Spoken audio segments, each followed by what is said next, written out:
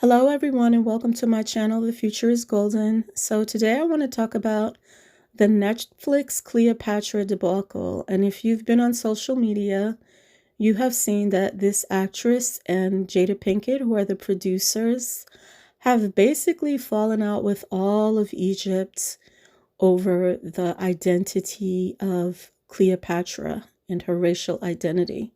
So I titled this video, How the One Drop Ideology is Fueling This Debacle. Basically, they are viewing the actress, who is biracial, as black.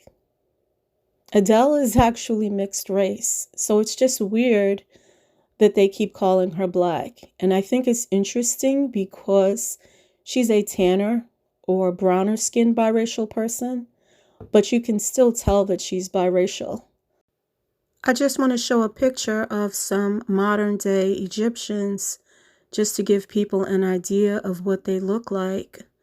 The lawyer who's suing Netflix is an Egyptian man. I also want to show some pictures of Egyptian actresses, current Egyptian actresses, so you can get an idea of what some of the famous actresses look like.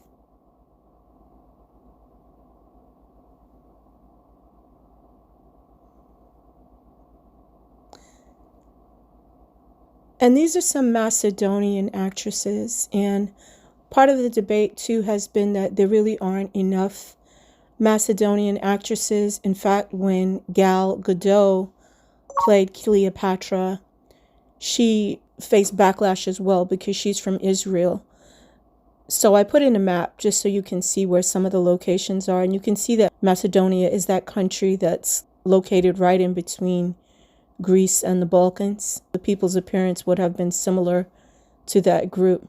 However, I feel like looking at busts of Cleopatra, they could have found a woman who bore a greater resemblance to Cleopatra, who was rumored to have like a much more larger aquiline nose and tight curls. And it was also rumored that her hair was toward the reddish side. So it doesn't make sense that they didn't bother to at least keep in line with the phenotype. Like they could have used a biracial woman with the phenotype of the woman pictured above to represent Cleopatra, because she would have been more in line with what she looked like.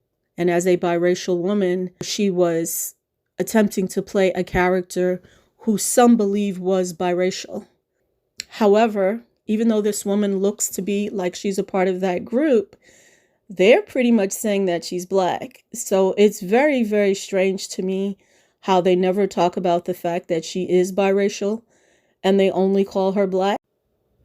And one thing we want to think about is, why is it that they can call a biracial woman black, but if people identify Cleopatra as black, who someone believes is mixed race, it becomes a huge argument. It could very well be that the locations are very different. Perhaps people who are West and Central African are perceived as black, while people who are from the Middle East, the Arabic groups, the Berbers, the Egyptians are perceived as Caucasian or perhaps semi-Caucasian. But for whatever the reason, I've noticed that they're pretty much persecuting her as a black woman who attempted to blackwash this show, and they're ignoring the fact that she's biracial, while at the same time exalting Cleopatra as if she was a purely white person. Now, some people consider this to be Afrocentric thought, but some of the good criticisms that come from Afrocentric thought are that if they were indeed white, like as in Elizabeth Taylor white, they would not have been able to survive in Egypt. So even Greek people are a little bit more melanated, and anyone who is purely white in phenotype would have had a very difficult time surviving such a sunny region. They probably would have died of skin cancer. So there is a lot of consensus that the people who were there were not white. And that is really what the discussion is. It's not saying that they're black because they are West African. It's saying that they're black because they're melanated. So I think it also falls into a theory of race.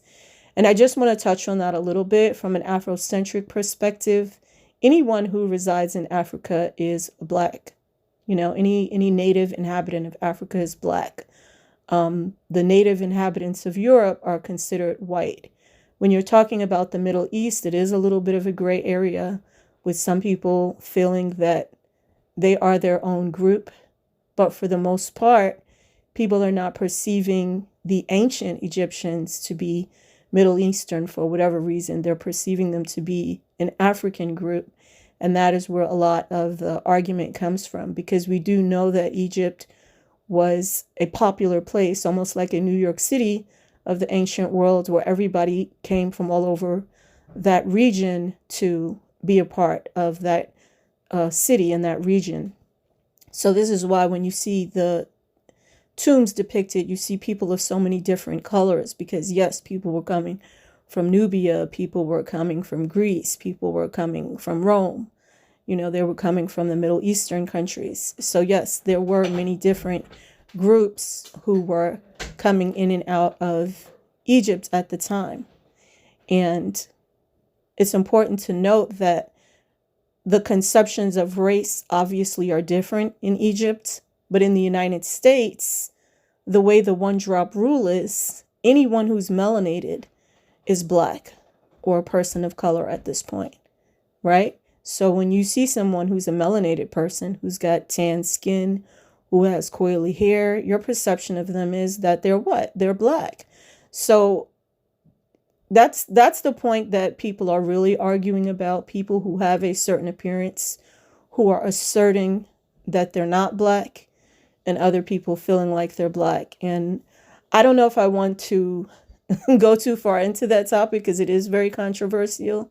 But what I will say is that they should have respected at least the location. So they should have at least chosen someone who was from those areas versus trying to choose someone who was a biracial person from Great Britain or a biracial person from the United States.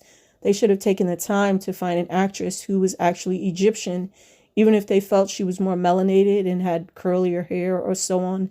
They should have taken the time to find someone from that region and given them the work. And if they weren't going to take that time, they should have allowed like a more prestigious actor to play that type of historical figure, because that also can be considered an insult.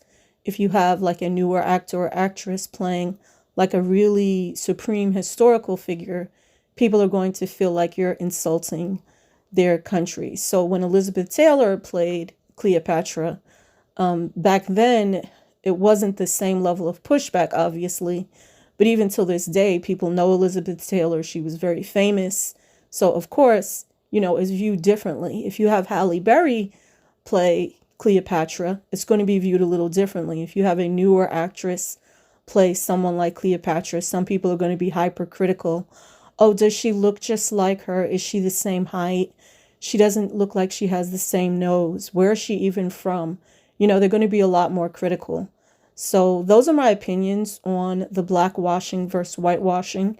And I also want to add that when it comes to the whitewashing and blackwashing, I may do a separate video on that topic altogether, because this is why this is a constant debate, because there is a push and pull with both groups trying to claim that part of the world for different reasons. So thank you for watching my video. Please like, share, and subscribe, and please leave your opinion in the comments below. Thank you.